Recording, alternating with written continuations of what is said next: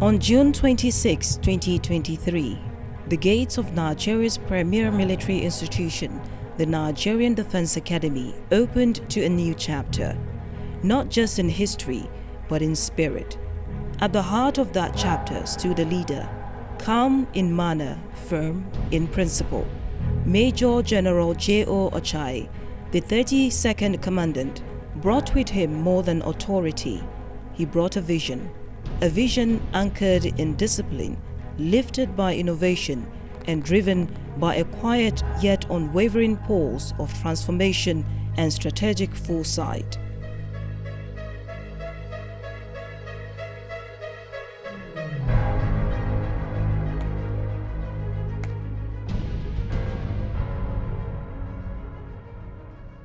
Major General Ochai assumed leadership with clarity and conviction. His philosophy was simple, yet profound. Build on the past, strengthen the present, shape the future. From infrastructure to technology, sustainability to inclusion, he envisioned an academy that wouldn't just follow the times, but lead them. Since I assumed command of the Nigerian Defence Academy, I've brought in a lot of initiatives that have positively impacted on the training doctrine to start with, on the academic branch, on infrastructural development, as well as additional concept and centers. We've also expanded and improved the living condition of cadets. We've invested a lot in building new accommodation to ensure that the increasing number of cadets are well accommodated in a comfortable environment that creates that enabling space for them to give their best during training. We've also invested in labs and workshops, mostly for engineering and science cadets. This will enhance learning, and modern technology entails that we do that so that the degree we offer will stand its own in any part of the world. And it's indeed recognized. All our degree programs are accredited by National Universities Commission, and our students are carrying out postgraduate studies in some of the most renowned universities globally, such as Cranfield University, and they come out with very excellent results, which goes to indicate that our degree program are world-class, and the delivery of education in the Nigerian Defence Academy has been enhanced to get to that status.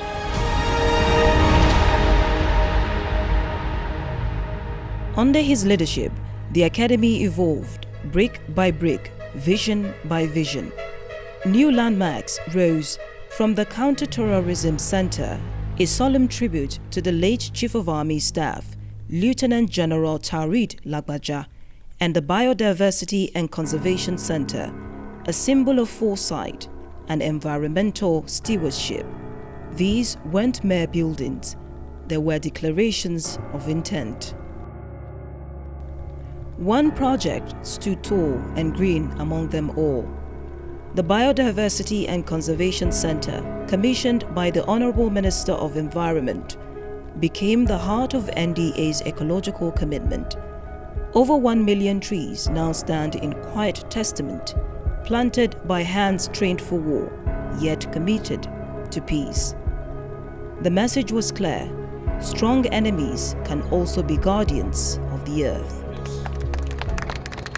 The essence is to enhance learning in biology and geography and other fields that are related to biodiversity, and also to showcase the current thinking worldwide of conserving the environment and enhancing it for the benefit of humanity. In this part of the world, desert encroachment is a big challenge, and the earlier we bring the awareness to all through such centers, the better for us. So through this center, the idea will cascade down to other institutions, communities, and societies, so that they too, in their own way, can fight the menace of desert encroachment. Learning spaces expanded, classrooms became smarter, lecture halls multiplied. From the Department of Psychology to the Security Studies Complex, the Basic Officers Training Wing to newly constructed administrative blocks, the intellectual heartbeat of the NDA grew stronger. But beyond books and buildings, lives were touched. New parks for children, upgraded sports facilities for cadets, and improved living quarters reminded everyone, people come first. I will describe Major General John Ochai as a transformational leader. He took interest in the welfare of cadets, staff, and everybody. And he did this in so many ways. He touched the lives of everybody around him in the academy. When it comes to infrastructure, so much has been put in place. Hitherto, training of short service cadets was in Ribadu Cantonment, which is the old site of the Nigerian Defence Academy. Now he moved the training to the main site in Afaka. To do that, he had to construct accommodation, lecture halls, and mess. And then in the aspect of the cadets' accommodation, he looked at it and felt that it was really inadequate. And so he ensured that he made a living accommodation more habitable. For the children, he ensured that the NDA boarding secondary school took off. So the first set resumed, and we're about to have the second set resuming this year. So it has come on stream, and it's a very good school, competitive, and only the best are selected. It was during this phase that the Emergency and Trauma Center was established. Beginning with the welfare of staff, I established for the first time the Emergency and Trauma Center at our medical facility. This is the first of its kind anywhere in the Nigerian military, and it's meant to attend to emergency cases. As you are aware, the tempo of training at the Nigerian Defence Academy is very high. So cadets and staff are bound to have injuries, and this center is meant to save lives that otherwise would have been lost, or serious cases could be arrested and dealt with instantly rather than waiting for referral cases. General Ochai led the integration of modern technologies into cadets' training, preparing them for the realities of contemporary warfare. Digital tools enhance situational awareness and strategic planning. For military training, we've introduced the application of technology in some of our modules. In tactical training, we've introduced the use of unarmed area vehicles as a means of conducting surveillance, battlefield surveillance. We've also introduced the use of digital maps. Unlike in the past when we're using outdated maps, digital maps are up to date, up to the last minute, because they are satellite based and they are always updated. We've also tried to use coordination, coordinates now as a means of locating places on the ground in relation to the map rather than the grid system, which is now more accurate and enhances delivery of firepower in the battlefield. The officers we have today are more hands-on on the use of appropriate technology in warfare. As we are all aware, modern warfare involves the use of technology. A central focus for General Ochai was strengthening cadets' training through advanced infrastructure and specialized centers designed to replicate today's complex operational environment. Apart from infrastructural and administrative value addition to the cadets training program. There were also a lot of training initiatives that he supported, and one of which, and which is the most important, is the counterterrorism village, which during his time was established and named after the late Chief of Army Staff of blessed memory, that's Lieutenant General T.A. Labaja. And he has ensured that, we deviate from the crude methods of instructions that we are used to into a more modern approach, to cadets training, which makes it more comfortable and easier for them to assimilate, the tactics, techniques, and procedures, as well as military subjects that the cadets undergo during training. Training remained the Academy's heartbeat, and under his watch, it beats stronger. The drill grounds echoed with precision. Standards soared. Cadets learned that honor isn't declared, it's demonstrated. Today, they stand better trained, better equipped, and more prepared to confront contemporary security challenges. The Commandant has been keen on maintaining the already established successes of the previous command of the Academy, whereby the cadets continue to make us proud in various aspects of not just contemporary warfare, but also counterinsurgency operations. In terms of specialized warfare, talking about the airborne training, amphibious training, the basic watermanship course, as well as combat shooting. Now we have cadets that, I would say, in comparison to the time I left the Academy, we have cadets who are better prepared for contemporary operations. We have cadets who are able to shoot straight. I'm very confident that if I ask any of the final year cadets, keeping a small 60 centiliters bottle of water 100 meters away, my final year cadets require only 3 shots to take that bottle out. That's the level of training we've given them. That's what makes you a soldier. It's the skills that you have, the knowledge, the competence. Now we've taken the cadets to that level. In a space long shaped by tradition, General Ochai carved a path for inclusion. Female cadets were given more than visibility, they were given voice. More than opportunity, they were entrusted with leadership. They marched, they learned, they led. And they proved that strength wears many faces. The Nigerian Defence Academy is an equal opportunity establishment. We believe in diversity, equality, as well as inclusiveness. And that's the reason why female cadets were introduced a decade or so ago to ensure that we accommodate those values. And when I came on board, I gave it traction.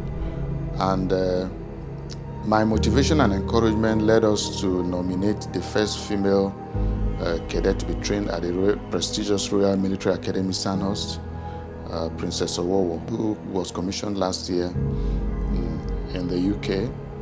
And I wish to state here that a stamp on our knack for quality was effectively seen during the last lieutenant to captain promotion exam, where she came first out of over 200 officers. For a female to achieve that in a male-dominant society like Nigeria, it took a lot of things. My instructors molded me to what I am. The training, the advice, the encouragement, the mentorship. Special thanks to them for their time and for the dedication to service of which they have bestowed on myself, my classmates, and other cadets. Special thanks to the Commandant. Major General JO Ochai has really been good. He has recognized my success, and he is trying to push further so that the pathway to this success wouldn't be closed. Because in this field, you see, I'm a junior officer. He has really been there as a father figure to me. It was also for my commissioning parade. My parents were not able to come for my commissioning parade, but after the parade, I saw Major General JO Ochai and I was like, Nigeria is actually behind me. From sharpened discipline to shared opportunity, from enduring values to evolving standards, the Academy was changing, not just in haste, but in depth. And still, the journey had only just begun. Major General Ochai didn't just preserve systems, he reimagined them. Under his leadership, an era of mega projects took shape. Emergency and Trauma Center, NDA Boarding Secondary School, Psychology and Security Studies buildings, operational vehicles, children's parks, state-of-the-art sports center, new lecture halls, and even the Serene Hall 1 of the NDA golf course was established. These projects were officially commissioned by the Chief of Defense Staff and his wife, Mrs. Lillian Musa.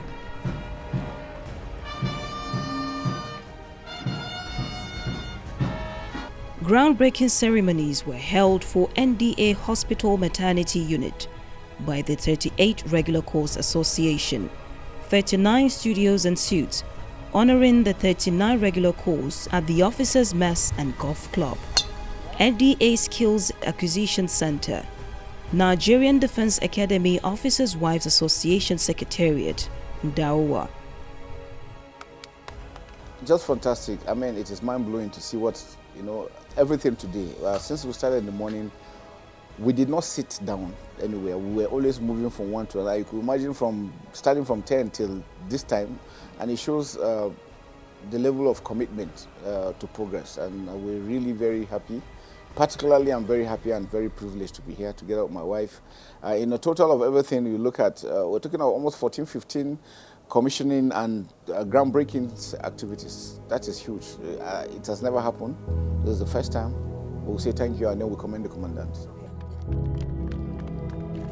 Maternity, like we said earlier, for the community and for the staff here, is going to really help them instead of them going out of this place. This NDA is a community on its own. It's large and it's big, and and is going to be perfectly built that will assist them. So it's a very welcoming idea and it's a very laudable project as well.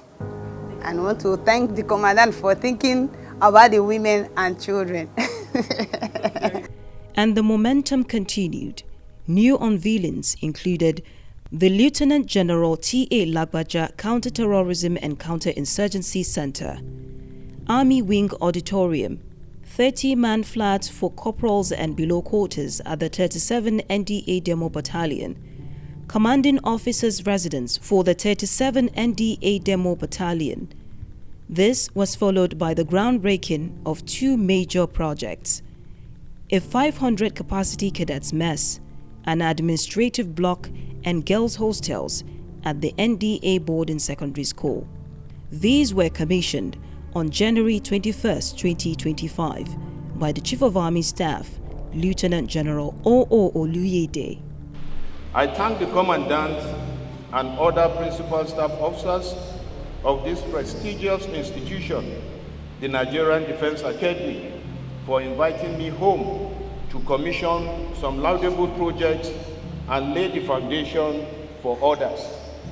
I am aware that the Chief of Defence Staff, General C.G. Musa, Officer of the Order of the Federal Republic, only about a week ago, equally commissioned several other laudable projects here in the Academy. So one would not be wrong to say it is harvest season in the Academy. And I am proud to be associated with the exemplary leadership team that pilots the affairs of this great institution at this period in our nation's history. The events of the past week show that the Nigerian Defence Academy is made up of highly resourceful, pragmatic, visionary, and legacy-minded team, ably led by the Commandant. I commend you, my dear friend, the Commandant, and your team for doing a fantastic job in the Academy. With one eye on home and the other on the horizon, General Ochai built international bridges. The NDA became a hub for global exchange, exposing cadets to best practices from around the world. It was training for today, but preparing for tomorrow. I wish to first and foremost thank the Chief of Defence Staff, and indeed the service chiefs and other members of the Academy Board that gave me the opportunity to collaborate with other entities both within and outside Nigeria. Without the authorization, I won't have been able to do that. My collaborative effort was enhanced due to my previous appointments that gave me exposure. In the course of my career, I've served under the auspices of the African Union, I've served under the auspices of ECOWAS, and I've served under the auspices of the United Nations at various levels. And this brought me across intellectuals and bureaucrats, as well as diplomats globally. I maintain those links wherever it's beneficial to the Nigerian Defence Academy. I then exploited it. One good example is my relationship with University of Botswana. I was a directing staff at the Botswana Defence Commandant Staff College in Gaborone, Botswana. While there, I had a good relationship with the University of Botswana that provided a master's degree program to our students. So with that already established relationship, I built on it as soon as I became the Commandant of NDA, and that's why today we have collaboration with University of Botswana. We have a relationship with University of Pretoria and other South African universities to which I had already established relationship. So I equally exploited on those. And also as the Chief of Operations of the African Union Mission in Darfur, I had a series of meetings at the United Nations headquarters in New York. So those contacts remain, and I exploited them to ensure that the Nigerian Defence Academy has the best in collaboration at the diplomatic, educational, and military training levels. When he assumed the office of the Commandant of Nigerian Defence Academy, Major General Ochai embarked on a benchmarking exercise with other established academies around the world. So we're talking of Agulhas Negras Academy in Brazil. We're talking of the United States Naval Academy in Annapolis, and as well as the Royal Air Force Academy, in Cranwell, United Kingdom. And this has brought about a lot of positive changes, in the way we train our cadets vis-a-vis the requirements for, the infrastructure to support those trainings, So, and we have seen a situation where the collaboration with these military academies of international repute, have opened up exchange programs where we can send our cadets, to those countries, to be exposed to other forms of training according to best practices. Behind every strong cadet stands a committed instructor. General Ochai understood this and acted on it.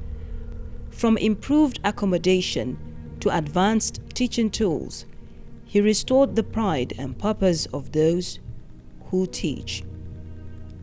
Instructors were seen, respected, empowered. As his tenure draws to a close, what endures is more than a list of accomplishments. It is a legacy. Major General JO Ochai led with steadiness and strength, with humility and heart, recognized by the Chief of Defence Staff, General C.G. Musa, and awarded the Defence Training Medal. His name is now etched into the very story of the Academy. I was honored by the Chief of Defence Staff with a Defence Training Medal, the first of its kind for any commandant of the Nigerian Defence Academy. and that was done in identifying the changes I brought to the Nigerian Defence Academy within the last 2 years, and the effort I put into ensuring that we produce capable officers that meet the expectations of the Nigerian people and the armed forces of Nigeria. I dedicated that medal to the hardworking staff of the Nigerian Defence Academy as well as the cadets. Mentioning any particular name now will mean undermining the effort of others. So everybody worked equally well to ensure that we attained this success. Through trees planted and buildings raised, through minds sharpened and spirits lifted, through every salute and every step, the Nigerian Defence Academy has been refined, made stronger, made ready. Ready to raise leaders, not just for the battlefield, but for the nation. This is the legacy of Major General JO Ochai, not just a commandant, a builder, a visionary, a servant of purpose. I'd like to reiterate the unwavering support we received from the 32nd Commandant in Chief of the Armed Forces of Nigeria. He was with us during our Diamond Jubilee celebration, and all what he promised to support us with, he did it immediately, and his leadership has been most motivating. As the Commander-in-Chief of the Armed Forces, the NDA is a factory where officers are produced to service the armed forces of Nigeria, and his support to us goes a long way in enhancing the capacity of our armed forces, and for that we thank him most immensely.